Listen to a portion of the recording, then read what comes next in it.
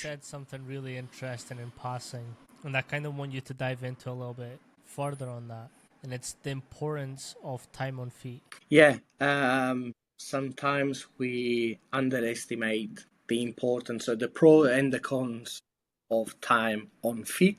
Sometimes this not just for, I would say, conditioning or metabolic training, but also like for the normal joint stress that you can potentially get in general, which again is different between me standing or just watching the rugby session of my guys and them stay on feet for 75 minutes, having collision, sprinting, running, and then again, or then topping up with any kind of on-fit conditioning compared to any off-fit conditioning. And that's depend also by their body weight or their position and everything like that. So yeah, the on-feet or the time on feet is something like we need seriously like consider a little bit more in the context, and I will definitely dive more into the front five, let's say for rugby. Like you got people that players that are around 120 125 to 145 kilograms,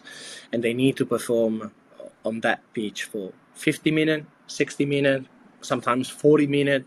That's fine, but you need to be the most efficient possible with, especially with this heavy guy on feet, and then potentially lead some other off-feet conditioning or off-feet power outside from their session. Be also mindful that all the time on feet will lead, especially for this heavy guy again, to mechanical load, more joint stress, more like everything, tendon loadings that which potentially sometimes you see these heavy guys snapping their Achilles like that during a scrum, and then you say, oh, they just not moving. No, they expressing the max force possible in a snap of time, and they snap their Achilles because they were too much time on feet.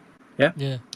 No, I think it's something that not a lot of people consider as important because like, or they play the sport anyway, so why do we need to consider that? I mean, well, Yeah. if they've had a brutal week and they're going into a brutal game, we kind of need to Consider align our that. Yeah. ducks.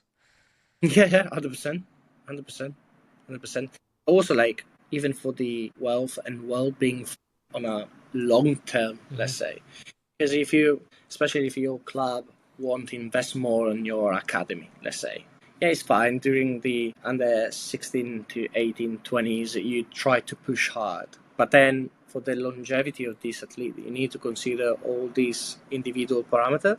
Because if you think that this athlete is a good investment and you think it will be the best prop that you can get, then you need to consider that this prop needs to stay with you and performing as much as you can for 10 to 12 years, let's say. And you want to be the best for scrumming, want the best for sprinting and everything like that. So that's the thing.